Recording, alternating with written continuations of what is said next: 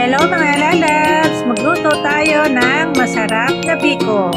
Ayan, syempre, naglatik po muna ako. Ito po yung unang gata na ginawa ko pong latik.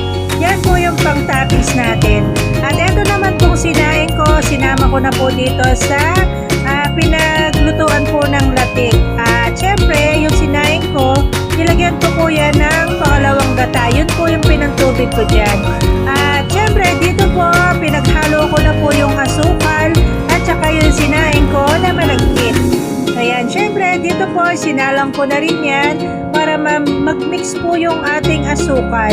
Sa 1 kilo ay kalahating kilong asukal lang po yung nilagay ko dyan, yung brown sugar. Pwede namang dark brown sugar or kung gusto nyo naman ay yung white sugar. Ayan, medyo malagkit na po ito kasi po makunat po yung ating pagkasaing. Kaya kalahating oras lang po ito ay luto na. Ayan, di ba napansin nyo po? O, ayan, hindi na siya nalalaglag sa kawali. Makunat na po ito.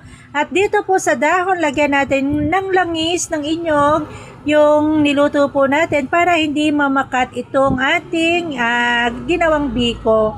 Mas masarap po kasi kung ito ay nasa dahon ng saging dahil yung aroma po ng saging ay humahalo dito sa ating biko. Masarap ito mga lalabs.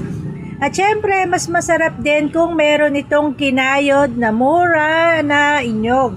Masarap po yung may sinasawsaw sa biko yung inyog. At syempre, yung latik, hinalo ko na po dyan mga lalabs. Yan po yung ating pinaka-toppings. Mas masarap po kasi yung may latik. O diba, napakasarap po nito mga lalabs. O yun lang, subscribe and share. Thank you so much.